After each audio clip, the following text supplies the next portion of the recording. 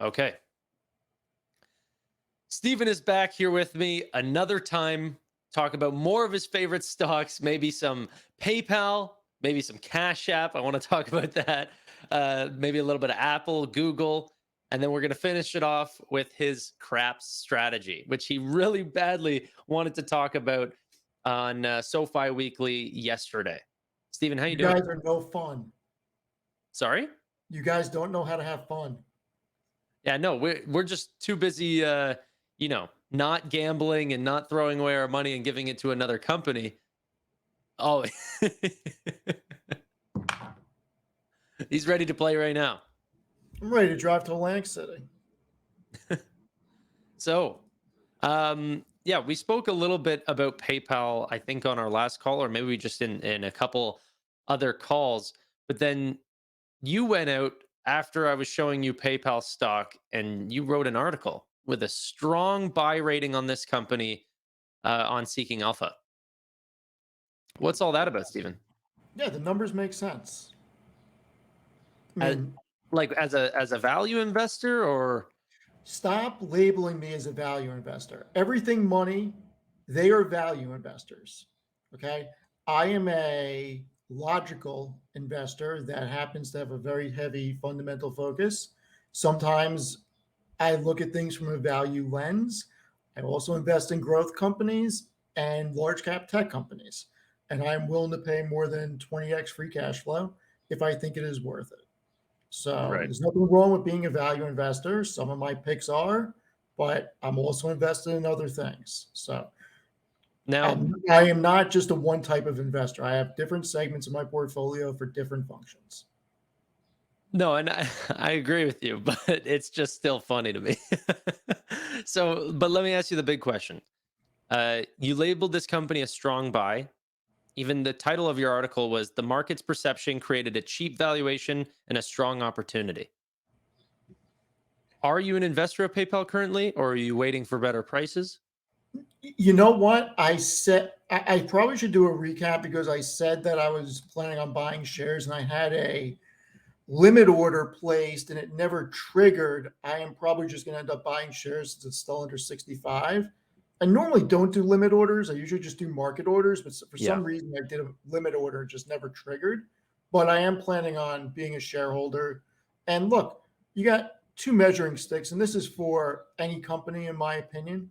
The measuring sticks of companies is revenue and profits. Revenue validates proof of concept as individuals or corporations are willing to pay for goods or services. And profits, doesn't matter if you're looking at net income or free cash flow, profitability is the ultimate measure for success of a business.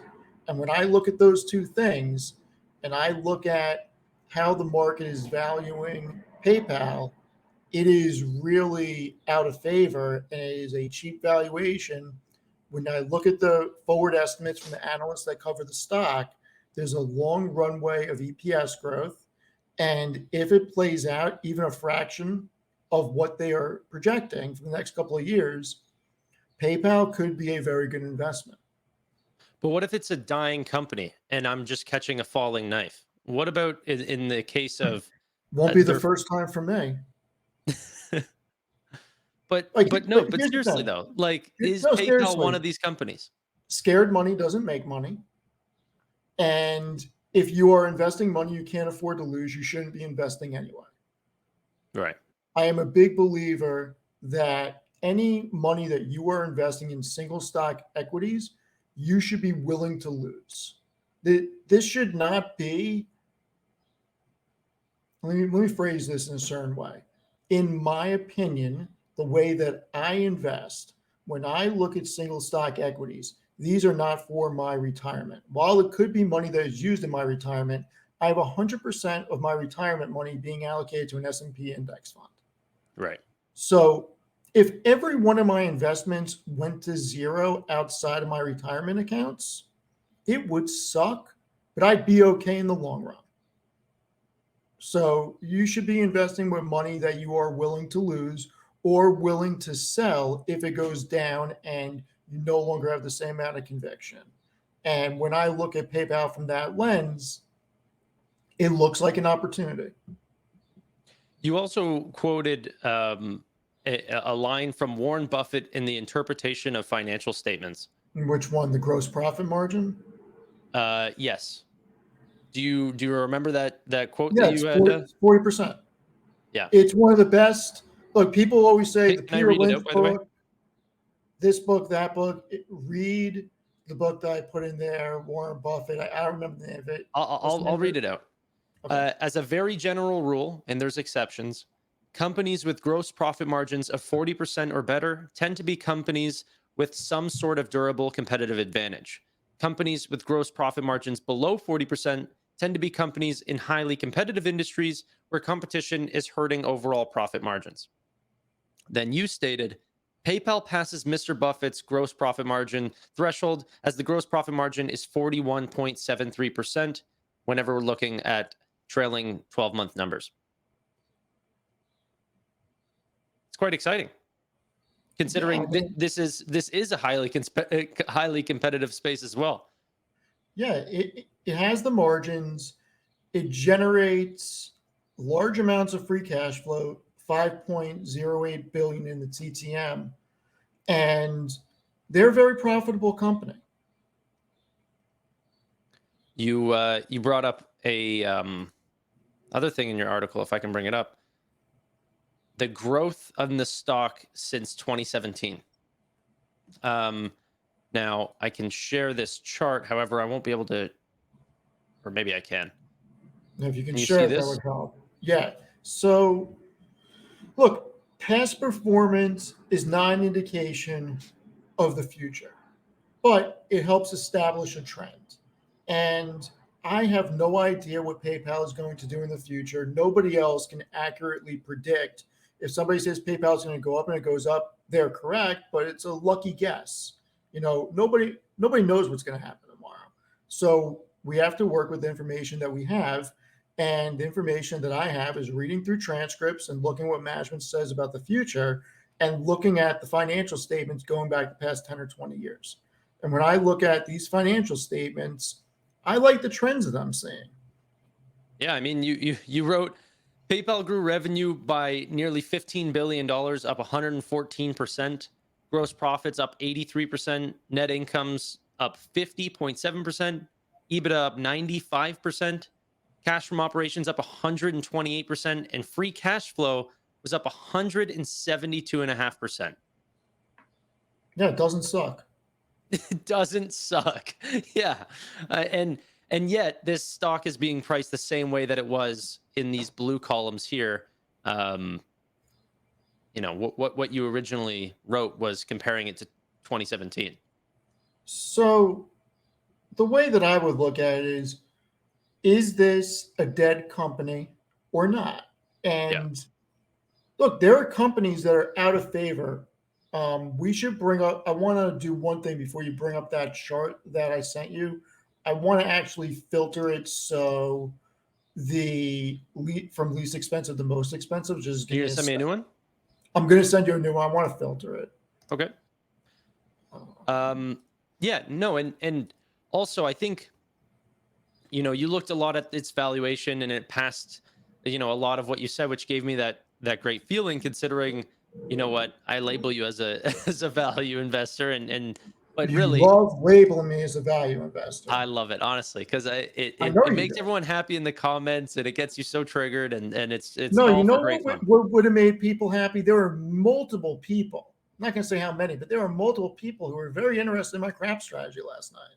I know and and we'll be going into that. We'll be going into that. Got to But give the people what they want to hear, Tanner. we will. We will. Okay. That being said, though, that being said, for PayPal, if you look at it at a very fundamental level, okay, looking at the numbers, assessing it based on competitors, assessing it based on how Stephen Fiorillo likes to invest, it does pass the mark. Am I correct in saying that? I mean, you got to remember something. I'm not very familiar with all their competitors Hmm. or even the business model as much as I should be. I read through the presentation, I read through the earnings call, I skimmed through the first portion of the 2022 10K, and I looked through the financials. And my limited knowledge, look, I have a lot more knowledge in oil and gas, REITs, other tech areas, business development corporations. PayPal's not something that I'm that interested in, but from a value standpoint, it's a screaming, flashing light. Look at me. The market is not understanding what I'm doing. And that's Yeah, interesting to me. but is it yeah, but isn't that something that you should be interested in if the market's out of favor with that? I mean, I don't think that you're too privy to not invest in out of favor companies for like Cisco or Citigroup or something. You've been Oh, yeah, I interested in invest in out companies of that favor have bad companies valuations. all the time. Yeah. But no, look, PayPal's not something that I'm going to get all excited about like Palantir because for me, I see what I feel Palantir is going to become in the next decade. And I honestly believe, my opinion only, they will be the second most important software company in the US behind Microsoft. That's a Period. strong statement. If yeah, I've made it like 5 times already. If it happens is another story, but when you look at what they're doing, you look at their accreditations, you look at who is giving them contracts, you look at what they're responsible for, and then you look at what their customers are saying about them. I am much more excited about Palantir than a PayPal. But a PayPal is very interesting because it could go up, and even if it doubles, it would still be at a reasonable valuation for an investment. Right, right. And I do think that PayPal has a lot of like I mean comparing PayPal to Palantir is going to yield you a completely different story, right? You have a Completely, company, completely. It's two different investments yeah, because Palantir is at a much different stage. PayPal is a proven company. They are generating billions upon billions in profits. They're at two different stages. It's an unfair comparison between the two. right, right. I'm merely saying for PayPal is that there's a valuation um sort of miscommunication with large investors and where this stock can continue to go. And I think a lot of that is still in the total addressable market. I'm a big believer that there's a digitalization of dollars going on right now. They want to move away from cash. They want their taxes, right? And a lot of governments also believe that PayPal is a very trusted brand.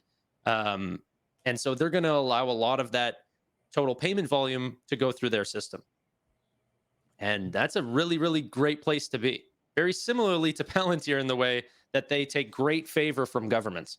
Except what's funny is, for in PayPal's case, unlike Palantir, they are big, big partners for both the United States and also the Chinese government as well. Unlike Palantir, but Yeah, Palantir won't do business with China. yeah, PayPal actually just did a yen denominated um, what was it? A convertible note or something. I'm gonna need to look into that. But yeah, Oh, that's it was in the interesting. yen, which I thought was quite interesting. But that's what happens when you deal in every currency in the world, is you get to kind of decide. So So I just sent you something. Don't open it. I'm sending you an updated one. I put a second slide on. So the new one is subject new. It's going to your email. It should be there in like 10 seconds. okay, And I think it's pretty powerful and it is how I look at my baseline on valuing companies. And PayPal really falls in the look at me, do more research. do you want to jump into this now? Yeah, I mean, we're on PayPal. Let's jump into it now. Yeah. Okay. Let's go. So it's an extrapolated version of the one I put in the article with the most recent data from market cap updates.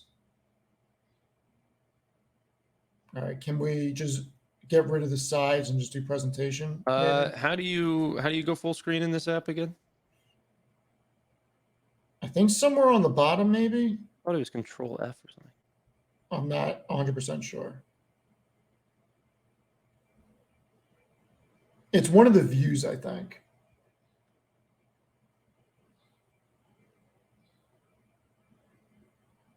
Reading mode. There's Okay. All right. Take it So away, Stephen.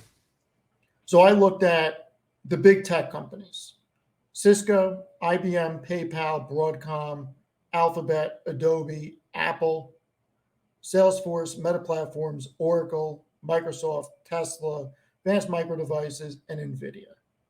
I don't think I really missed anybody, and I don't think anybody can say I'm cherry picking here. Like, these are not every one of the largest, but these are most or many of the largest tech companies that are in the market. Would you agree with that statement?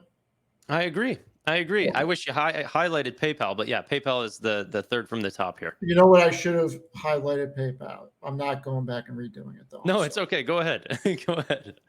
So everybody has their different metrics to look at. I am very big on profitability. I like using free cash flow instead of net income because it is a hard metric to manipulate.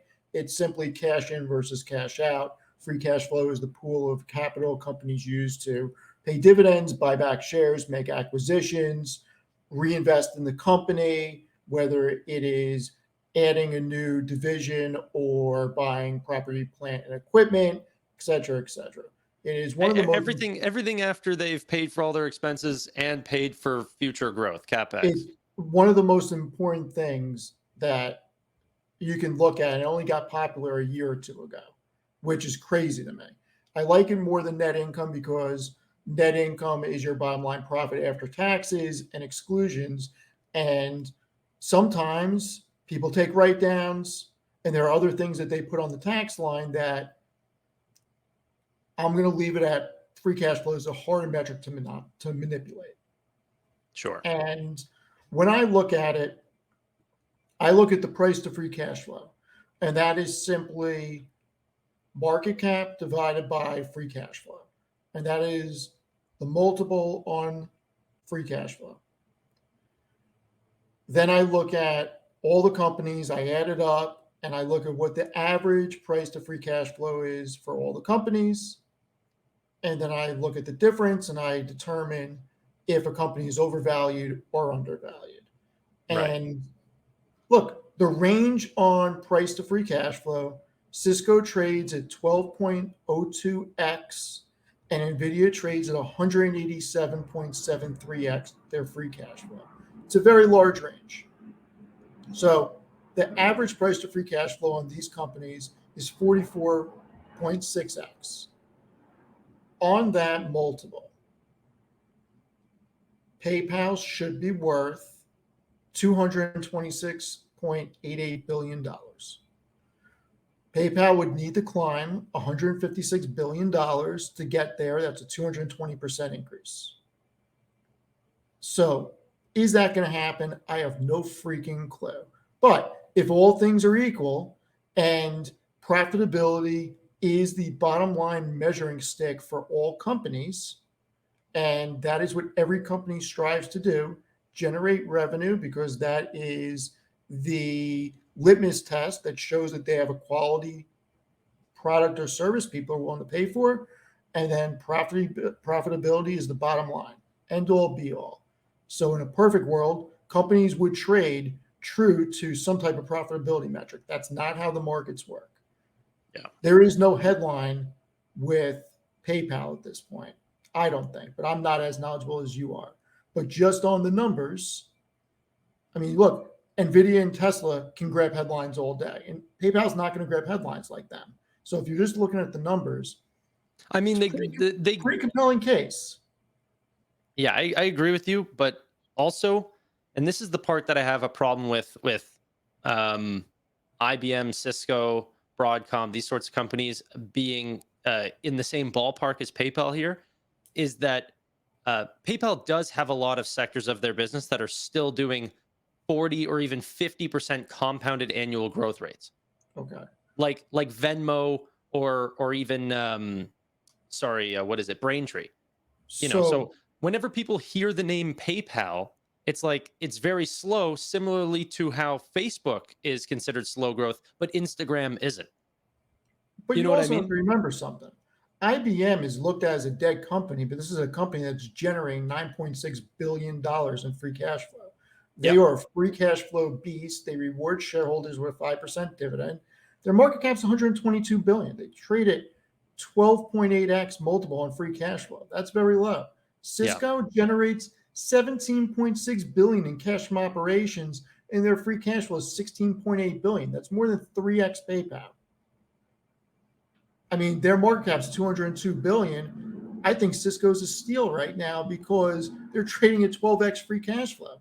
Cisco's a whole nother topic, and it is, to me, one of the most compelling things I've looked at in a while. But as far as PayPal is very compelling.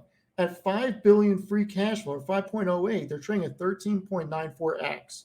So go to the next slide, because I dropped the average free cash flow multiple down to 25 in this slide, because look, there's outliers. Oh, I think that was the one that we were on.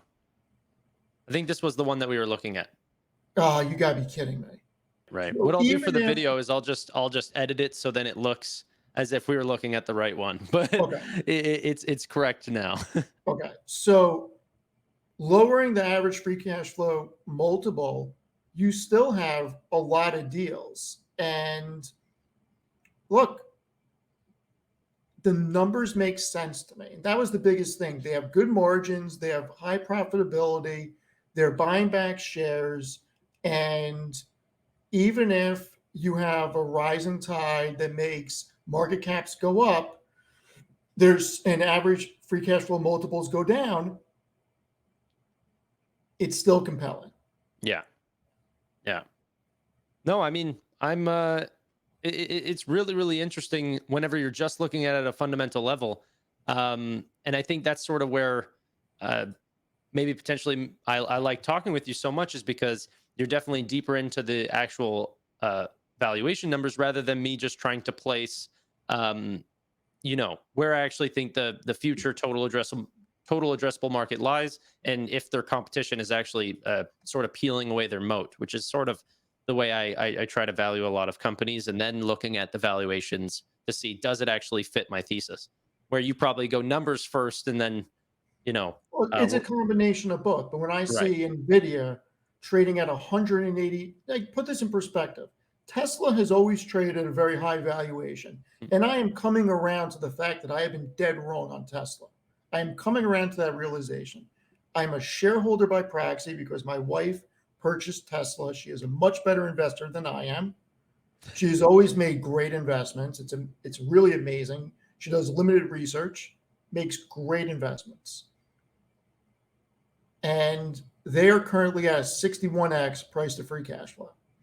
When Nvidia is trading at 187x free cash flow, it doesn't make sense. And it doesn't make sense from the standpoint of, right now, their free cash flow is $5.1 billion. They are going to grow. They are the picks and shovels in the AI boom. I'm expecting a 2-year minimum run, because you have data centers that need to increase their capacity and retool with the latest GPUs that are $10,000 and $20,000 each, because there is different requirements for companies now. So they're going to get a huge runway of growth, and I fully acknowledge that. And they could generate 10 billion in free cash flow this year and have a 100% increase, and they could certainly generate 15 billion in free cash flow in 2024 and see another 50% increase. yeah, I'm not questioning that. The growth, I believe, is there. But at some point, you can pay too much for growth. People paid too much for growth with Cisco back in 2000. Cisco generated over $18 billion of revenue, several $billion in free cash flow in 2000. Stock traded at $80 a share. It has never gone back 23 years later to its all-time highs. For Nvidia to grow from 5 billion free cash flow to 15 billion free cash flow in the next 2 years would be operationally amazing. It'll grab headlines and the stock will probably go up. But why should they be valued more than a company that's generating, even if the company doesn't grow and just stays stagnant? For the time being, a company like Cisco that's generating $16.8 billion of free cash flow has repurchased 24% of the shares outstanding over the past decade and continues to buy back shares. Even if Cisco doesn't grow, they're still generating 16.8 billion free cash flow every year, give or take. Yeah, but So but that's assuming that they stay stagnant. if Companies do decrease over time as well. so, and I use Cisco for a very specific reason. They are very consistent in what they generate when you look at their profitability. They're a very consistent company. Right. And just a company like that that's worth 200 billion, that's putting up 3x the free cash flow and has a history of generating those levels. At some point, you can pay too much. And I'm not look, I am happy for everybody that made money, you being one of them, because investing is a game of putting your money where your mouth is and having the conviction to make an investment. And anybody who does that deserves to make money if the company goes up. There's no question about that. And I could care less that I am not in it. I could care less. Doesn't matter. All I'm saying is that this valuation, it doesn't make sense to purchase new shares. That's Right. all I'm Right. saying. No, I think bubbles can get very frothy before they actually I don't pop. think this is a bubble. I don't think this is a bubble. I think it's going to keep growing because I think there's a lot more growth. I'm just saying that companies can get overvalued. I think right now Nvidia is overvalued. It could grow into the valuation, I think, over the next several years very easily. But think about this. Let's say they do generate 15 or 20 billion in free cash flow 2 years from now. Is this a 3 trillion market cap company generating 15 to 20 billion free cash flow? So, and if the answer is yes, so somebody's going to try to sit here and tell me that they should have the same valuation as Apple today, generating 100 billion free cash flow. Like Yeah. that, to me, it just, I don't buy it. Yeah. No, I mean, there's definitely a potential. I think I look to Tesla sometimes, like how large that got in 2020, 2021, whenever they were a larger market cap than every other auto company all put together. Crazy, And crazy, it was at the time, crazy. but also the way people were valuing this company was not like an automaker. They were No, they the were value is a tech company when 88% of their revenue and 100%, not 90, 100% of their profits came from autos. I don't know if that's necessarily true. It's 100% true. Well, You the can the bring up any of my old articles. Around 88% of their revenue was all from auto. yeah, The okay. rest was from services, and I believe it's energy and something else they call it.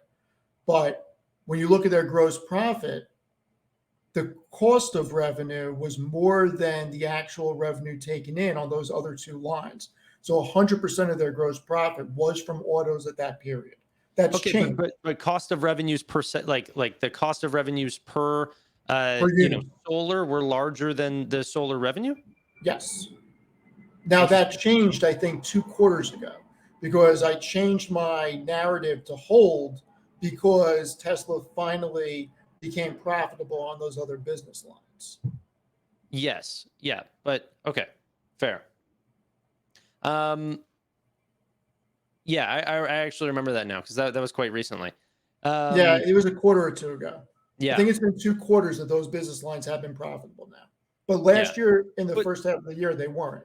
They were but still that's the losing thing though, money. is that was going to happen. Whether the stock was going to raise way too quickly, I think that whenever a stock gets, or whenever the markets sort of get more and more bullish, we're seeing it right now in this past month. More and more money is getting placed in. It's not because these stocks are doing this much better. Like SoFi, for example, people are willing to buy these stocks at higher valuations. SoFi being one of them. Now I think their book value just went up 40 or 50% as a multiple of what people are willing to pay. People are willing to Look, pay for future growth, especially whenever times are great. Like, yeah, but there's something you got to remember that we don't discuss. I don't discuss it often, and I really don't hear this being discussed. But you never know when people accumulate money to invest. So not everybody is in a position to invest at all times. Not everybody is in a position to invest when the markets go down. Sometimes you come into putting away enough money to make an investment when markets go up. Nobody knows when markets go up or markets go down, or everybody would make a living trading and not go get a regular 9 to 5 job. Yep. So you also have money going in every 2 weeks into retirement accounts. So some people look at that as their investments, and then some people invest here and there and aren't as active as you and I in the market. So you never know when money's coming in. So that's something that we need to also take into consideration with people buying at high valuations, because maybe that's just when they have the money to invest. I agree, but honestly, I rarely ever factor in retail trading. Maybe not enough, because the truth is that the largest majority of money flowing around is pension funds and mutual funds, and everyone Okay. forgets that. But look how And much money is sitting in money market accounts right now. I think it sure, was like 3 trillion or $4 trillion. yeah, but that doesn't mean that's not from institutions as well. No, I get that, but at some point, that a portion of that could flow into the market, and a portion of that's going to be retail. Yeah. No, I agree. I do think that we do add up as as a collective, but that's the thing. I Retail is think not moving. It's an anomaly when retail moves stocks, but there is money coming in from retail. yeah, yeah. No, I agree. I would love to shift a little bit now, to talk about a stock that we've been having some fun with lately, and I've been messaging you about and everything. Are you going to say it? Cash Do App. I feel this coming on? Are you really going to say the 2 letter ticker and 5 letter word? Block. Jesus Cash Christ. App. Okay, do me a favor. SQ. Okay, before you even do anything, go to Seeking Alpha, bring it up on the screen for everybody to see, and go to their cash flow statement. I want to be very clear about something. Then you can try to change my mind. If you can change my mind, I'll go and buy 100 shares. I will change your mind on this stock. Okay. I'll give it a fair At shake. first I didn't think I would. Now I'm starting to I'll, think I I'll give it will. a fair shake. Go to the cash Okay. flow statement. Am Okay. I allowed doing this, by the way? I, I don't know. Okay, go ahead. I think so. Okay. Let's see why not. So scroll all the way to the right. I want the most recent numbers. Uh, these are the most recent numbers here. No, you're looking at 2019. Oh, I'm sorry. I'm used to looking right to. Yeah, I'm yeah, yeah. sorry. You I you didn't you used to look changed the above right. order. I Yeah, don't. yeah. Okay, so scroll down just a little bit. I'll tell you when to stop. Stop. Cash from operations? Cash from operations and stock-based compensation. Yeah. Stock-based compensation. They paid over $1 billion, $1.07 billion in stock-based compensation in 2022. Let's not Mhm. look at TTM because only one quarter has been reported. Sure. 2022, over $1 billion in stock-based compensation. They generated 175 million in cash from operations. Their free cash flow is like $74.1 million. Okay. From a bottom line profitability, our net income, scroll up, I believe they lost 300 and something million. Where is this? Sorry. I'm sorry, they lost $540 million last year. So this is a company that after taxes lost Oh, more than $500 million. They generated 74 million in free cash flow, yet they paid out over $1 billion in stock-based compensation. That is crazy.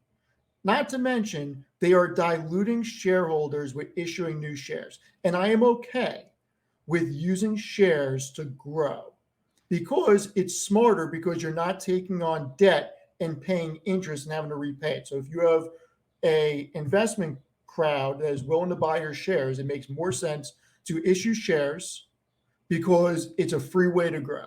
I'm okay, cool with but that. But let's I'm not bring this back cool up, because I with the think amount of money that they are paying their executives and the other people at the company when this is a company that loses money. Sorry. no, because you said I was wrong in this assumption, but I think I'm right here. And you tell me. I want to know your opinion, because Mhm. the stock-based compensation, is that's not for stock-based acquiring of other companies? Because No, it's what they're paying their executives. okay, so then explain me this. Explain me this. In a single quarter, they went up by, I'm assuming this is in millions, $4 million of stock-based compensation in a single quarter. But then in a year, they went up by 400 million. So you're saying Go they cut their SBC by 100 or nearly go 100 times? change it to quarterly view. Look at Okay. the quarterly view.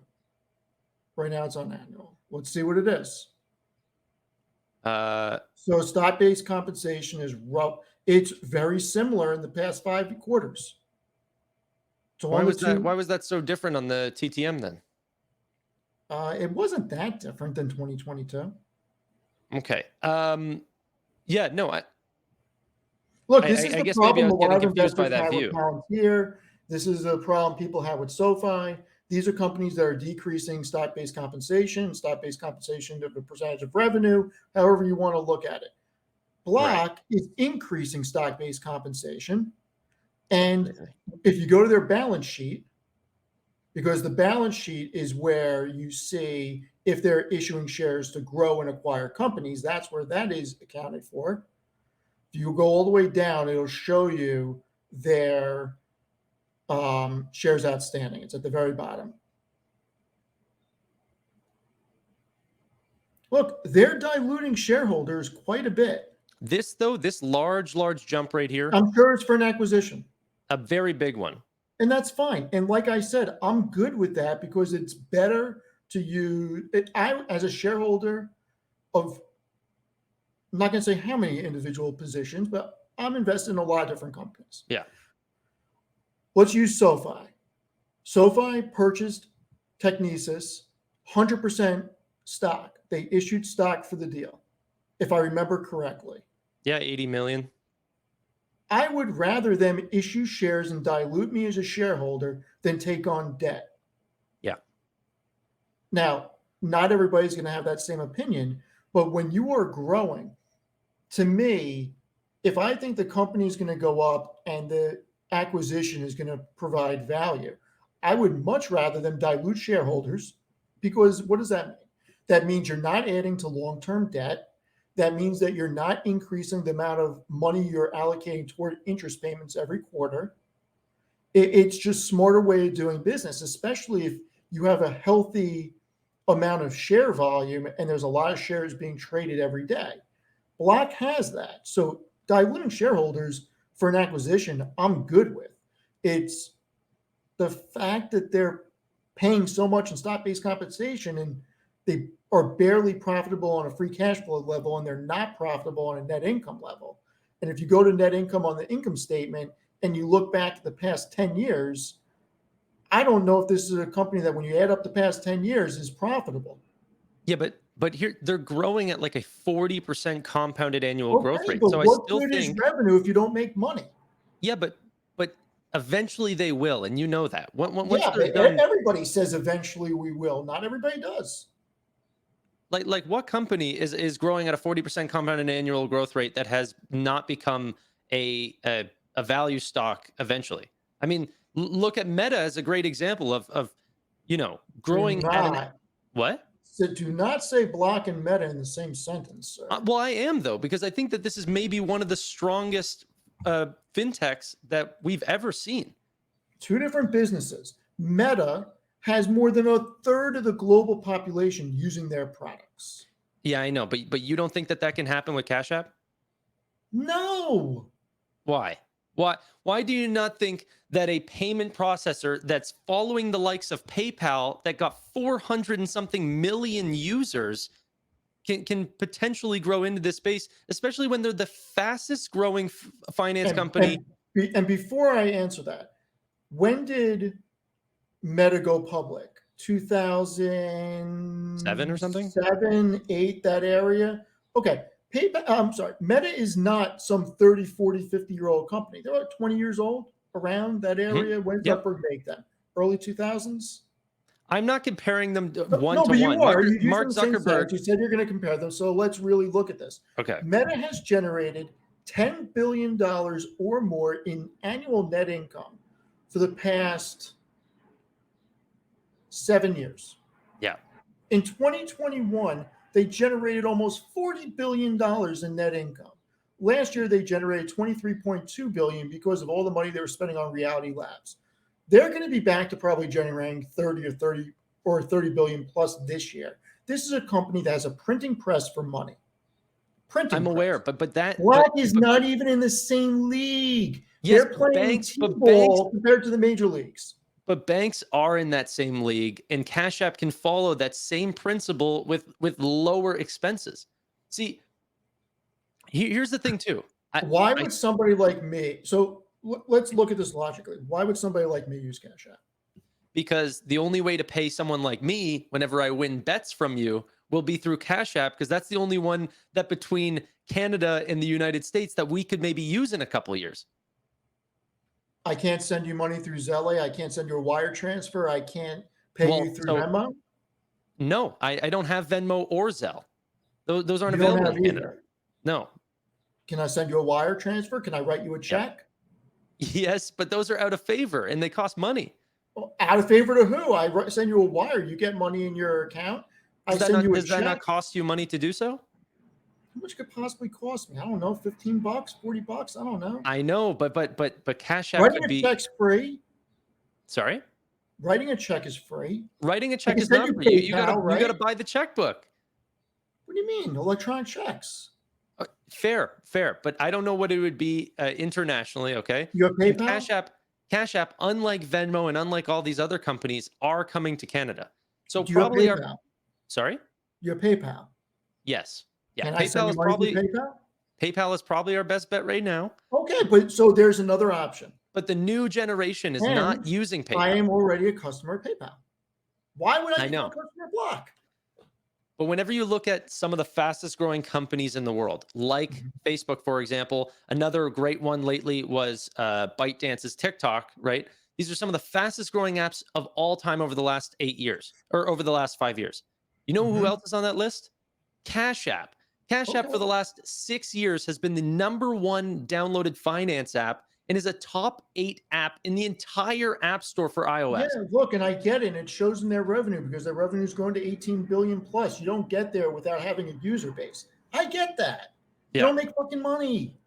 but if they weren't actually trying to expand it through customer acquisition and these sorts of things, they would be making money. Okay. If SoFi just stopped trying to acquire new customers or Cash App stopped trying to acquire new customers, they would be instantly profitable. It's because they're always trying to go after the next customer that makes them All look right. like So they're let not me as ask you cash flow something. positive. If you were going to put money in, would you buy SoFi or Block right now? At these prices, I am buying Block. Okay. At these prices, Block I think has a long ways to go, and there's been such a large run up in SoFi, over 100%, that and the stock hasn't actually moved fundamentally in these past 2 quarters nearly as much, that I do think that there might be a pullback. Now, long term, I have way like probably a 10x value in SoFi over Block. Okay, so more fundamentally, am I a bigger shareholder in SoFi? But So if you're going to Cash allocate App is money for not the moving future, nearly as much.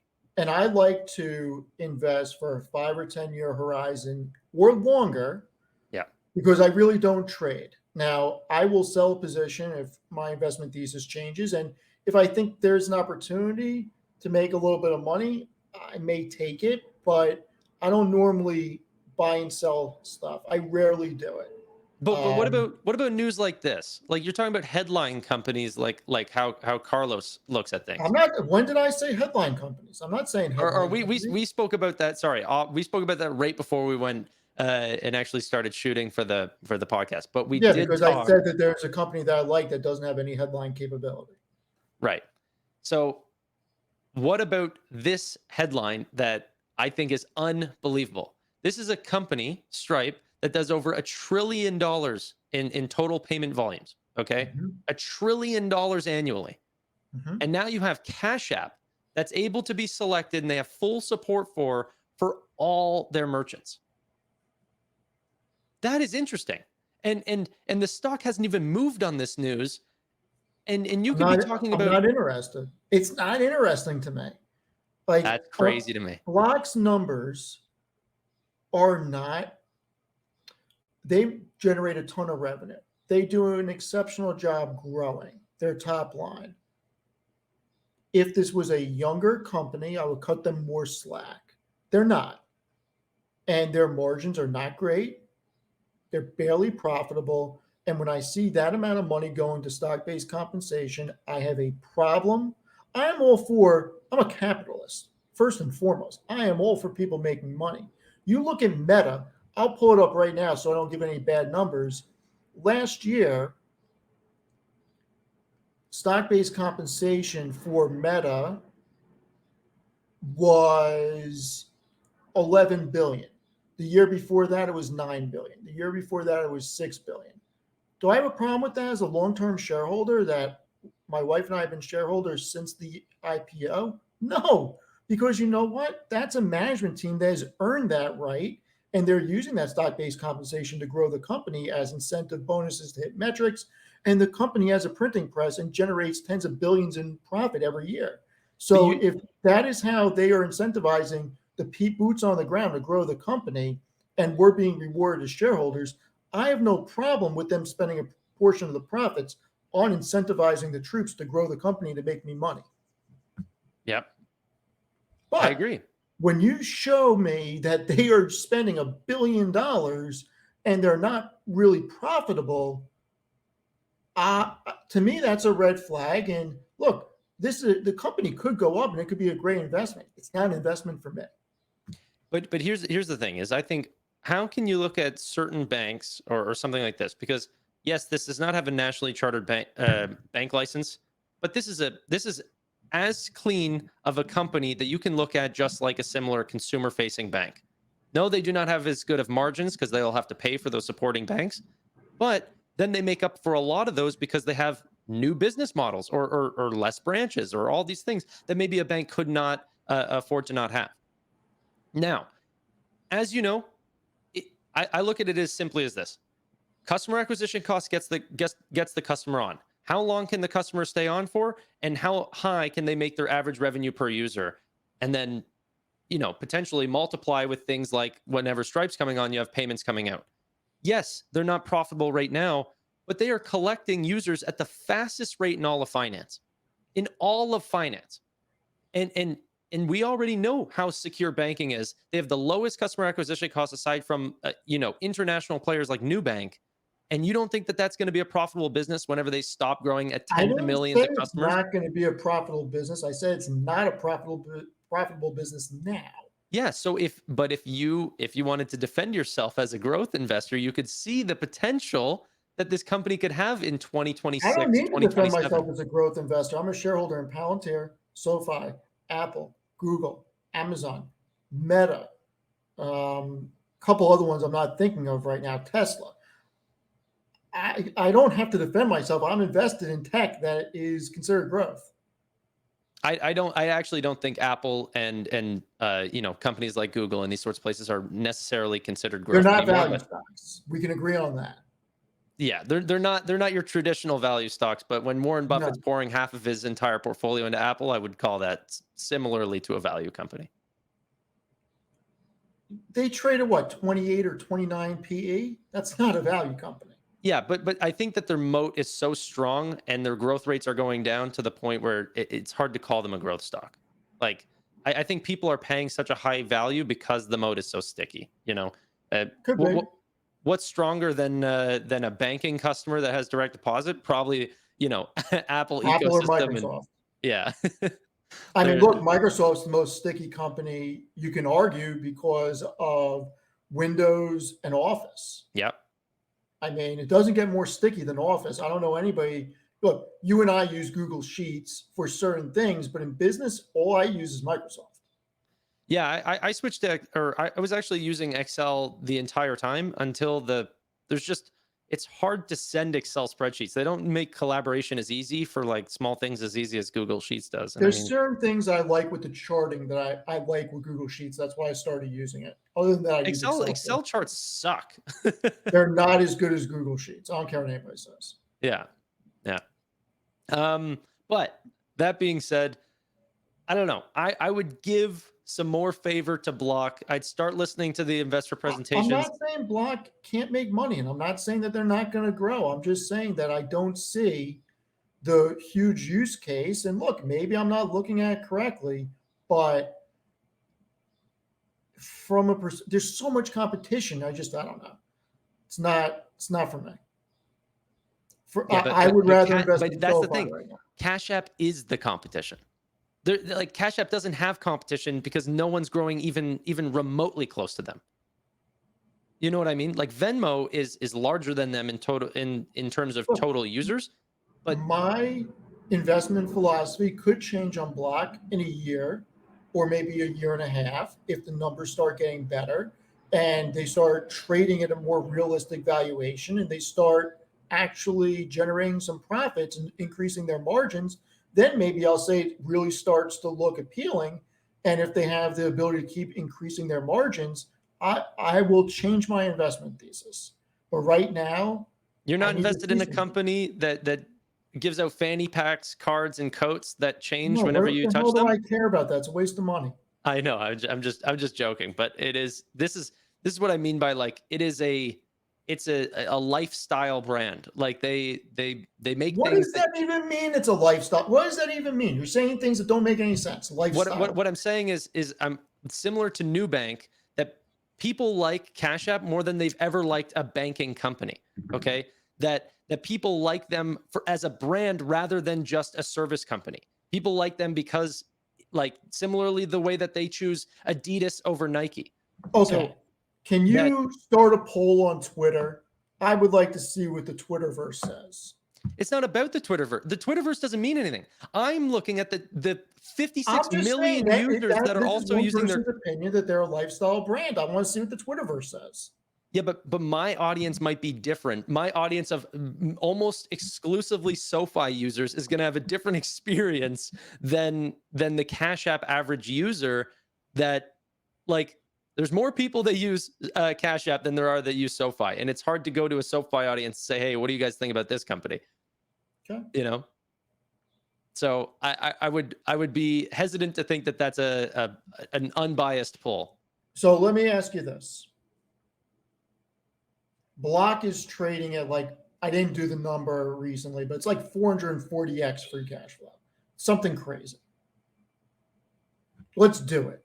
So what did they do? 70.1 billion in free cash flow.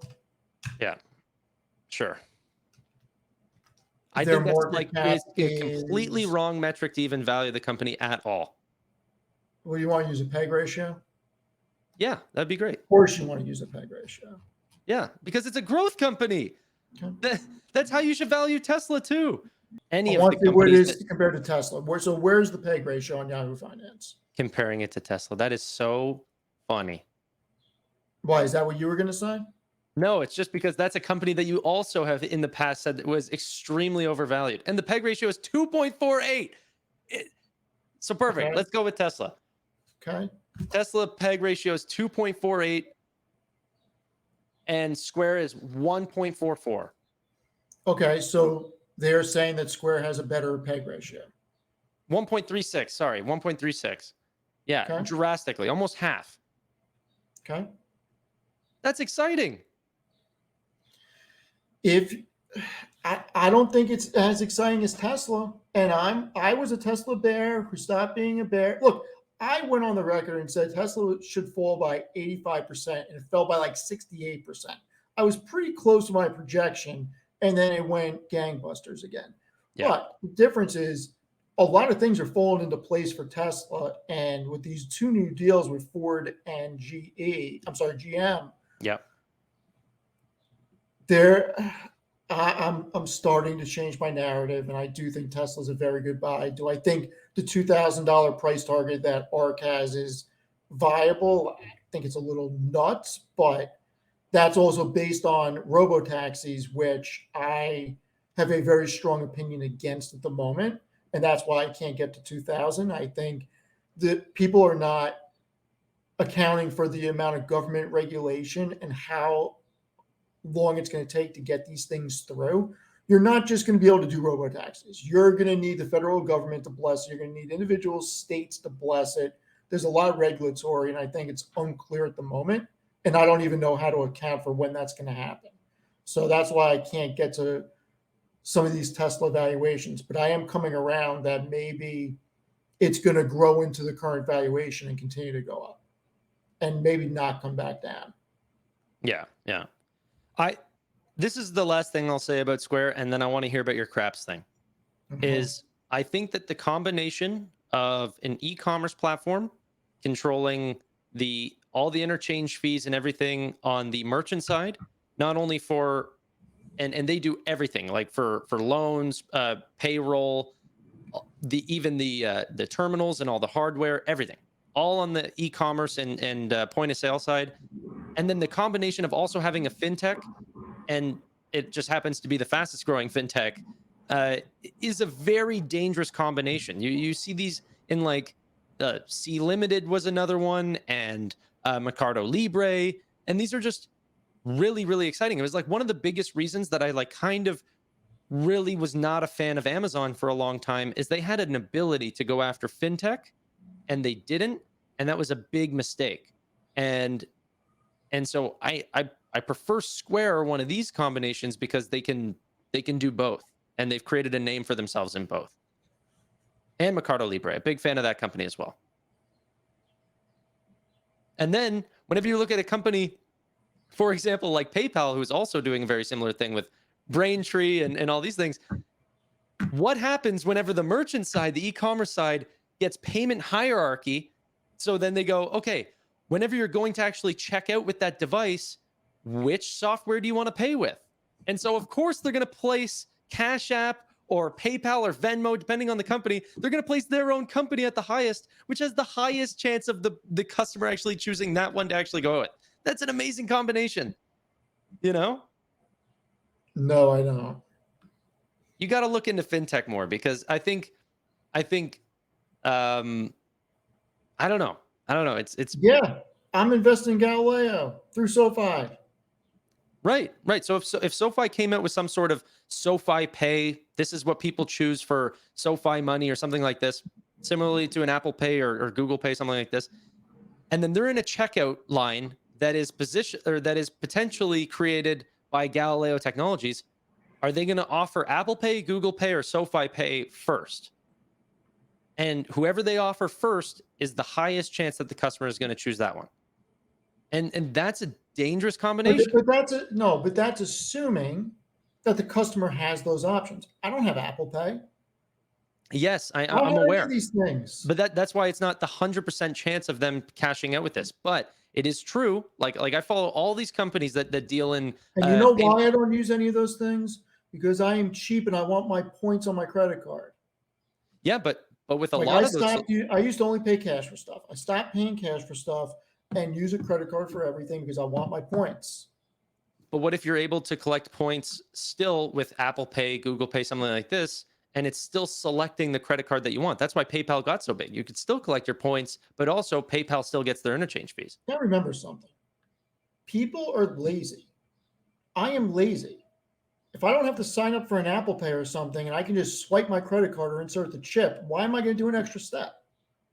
Yeah, but that's the reason why I think the next generation will choose Cash App over a large institutional bank. I think a lot of the Maybe. next generation is like legitimately skipping the step of going with a JP Morgan Chase or a Bank of America and choosing primary banking relationships with Venmo and Cash App before ever being with the large banks. And I'm not saying that they're not, because that's one of the reasons why I'm invested in SoFi, because I do think SoFi is going to cannibalize the younger generation and they're going to eat into the incumbents of JP Morgan, Bank of America, Wells Fargo, and Citibank. I just don't see the same growth story with Block as I do with a company like SoFi. Well, it's much faster, truly. It is 40% compounded annual growth rates in gross profits. Okay. All right. Before we go to craps, bring up the link that I sent in the private chat of the best company in the stock market and the most shareholder friendly company in the stock market. And somebody prove me wrong, please. I This is have the it up. most Bear with me. profitable company in the US. I don't know Yep. what Aramco's profits are, so I'm not going to say in the world, but in the Yep. US, this is the most profitable company. Apple.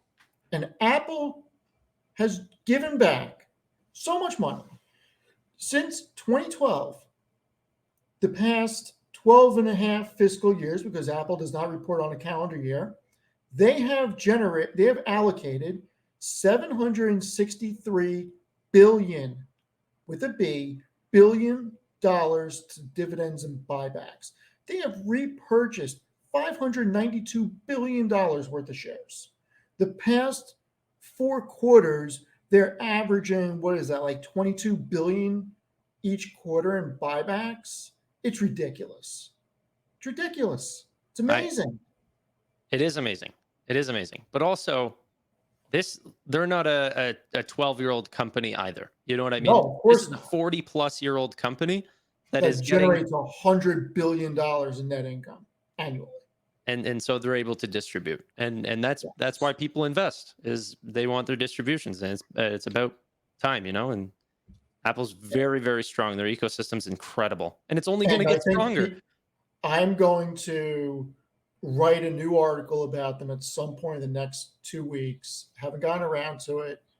I think a lot of people are missing the mark on their headset that they just released. I don't think people understand that this is a developer headset. This is not for the masses. This is not going to be what it's going to be in the next 5 years. You look at laptops, you look at smartphones, everything has compressed. If you bring up a PC Shopper magazine from 1998, there are Pentium 133 megahertz chip desktops, huge desktops for like $2,500 to $3,000. You can get an amazing desktop compared to the technology you had back then for $600 now. Yeah. You're Yeah. going to see innovation. Eventually, you're going to see these not be ski goggles. They're going to be a pair of sunglasses. And to think that we are going to be confined to screens in the next 5 to 10 years is crazy. Apple is going to look. This is not a Apple Meta thing. I think they are both going to do very well on this, and I think this is a rising tide that lifts all ships. And this brings a level of validity to the market, and you're going to have multiple winners. This is not Apple's going to take the entire sector. There's going to be several winners, but I do think this is going to be an extension of the Apple ecosystem, and you're going to have unlimited space to use your computer, use your tablet, and it is going to be a phenomenal product. And I think the price point will probably get down to around $799 in the next 5 to 7 years. And to me, that's the sweet spot, because when you think about how much a PS5 or an Xbox system is and how much a gaming laptop is, that price point falls between those, and people will spend $799 on it. People are not spending $3,500 on it. Yeah. No, I agree. And I, unlike what a lot of comments said of like, this is a scary future or whatever, and who wants to wear these big ski goggles, I do think they're coming. I think they'll be reduced down in size. Even now, we're already seeing, the Meta Quest 3 or Yeah. whatever coming up, 40% reduced size. That's only going to continue to happen generation after generation. With And from new, an sorry. information standpoint, everybody's going to run and grab them when they become a sunglass like style thing. Here's Oh, why. I'm going to buy the Meta Quest 3 the second it comes out. I mean, I have the Oculus Rift, and I mean that was the first one that they did, and Mhm. it's amazing. Like when you really look at, like, a lot of people form opinions and they've never put one on. I have an Oculus Rift. Like, if you haven't used it, you should use it before forming an opinion. And I'm sure the I've newer used it. versions are freaking great. I've used it, except the only thing that I liked about Apple's over Meta's is, Meta seems to be very gaming focused, Yeah. and legitimately Apple didn't even do any of that. They're like this is for entertainment help. Like they showed it at a Well, work environment, they showed it in all the, and that's what I want it for. I don't want to game. I want a better go a step workstation. further. Go a step further. You're wearing glasses right now. What if they're the same thing as your glasses, Yeah. and you walk into a room and you're looking at somebody, and in your glasses on one lens, it brings up their LinkedIn profile, and it gives you everything you need to know about that person before even meeting them. So you walk into a business meeting and you already see that somebody's interests are golf, XYZ, ABC. Like, this is going to be the future. And when that happens, because it's going to happen, whether it takes 5 to 10 years, who knows? But eventually, this will be much smaller, Eventually, it will link to social media sites and it'll be able to aggregate information. And it's going to be like a version of what you saw in Terminator when it would scan somebody and give the Terminator the information. I love Like it. it's going to come and people are going to pay for it because it's going to be something that you need. Yeah. No, and I think similarly to ChatGPT, it's like, oh well, this is a scary future that we're going into, but you can't go back. Like, No, there's unfortunately, no we going. can't take a Look, step back. We're headed this way. No point in fighting it. technology only moves one way forward. And I love it. Honestly, I'm like partially of why I want to exist and live further is just to see the advancement in technology. It is so You listen, you think it, you look at genome sequencing and everything, and with AI and the advancements of technology that we have, you look at each decade advances more than the prior decade. The amount yeah. of advancements that we're going to have in the next 10 years are going to be revolutionary. Yeah, yeah. And Because look, even people, think about researching with AI. It's going to make everything even faster, and then those yeah, things that we discover from that researching will then make it faster, and people so like on to and so take forth. shots at Ark and Kathy Wood. I am actually going to do some more research in the genomic sector. I think her genomic fund is very interesting because that's going to be huge in the future. And I know nothing about the sector. So I may just want to park some money in an ETF in that. And maybe that ARC one is a good place for that bet. I honestly, I think, what did Kathy say? There's going to be 5 insanely large breakthroughs in technology: AI, genomic Mhm. sequencing, robotics, blockchain, Look, she's very smart. and I cloud don't care what storage. anybody says. She's very intelligent. No, I agree, but I also think it's maybe most important to stick with one and run with that. And Okay. But she's also running a firm that has multiple ETFs. So, all of them underperforming. okay. But that doesn't mean that it's going to stay like that. I'm not saying that anything's going to happen. I'm just saying that genomics is something that I want exposure to. Yeah, I know nothing about it and I have no interest in doing the research. So I may just buy that ETF just so I have exposure to it. that's why indexes were created, right? Yeah, Yeah. that's right. Okay, let's do a pivot over to craps. What we're going to be doing, guys, is a members only stream. We're going to be talking a little bit extra, but Steven's got the special sauce, little gambling secret. No, I'm just joking. But he's going to tell us It's why. not a joke. Oh, it's not a joke. So that's going to be on the members only stream. If you guys want to support the channel, you guys can hit the join button down below, join that. But aside from that, this is where we leave you. Thank you so much for watching, and bye for now.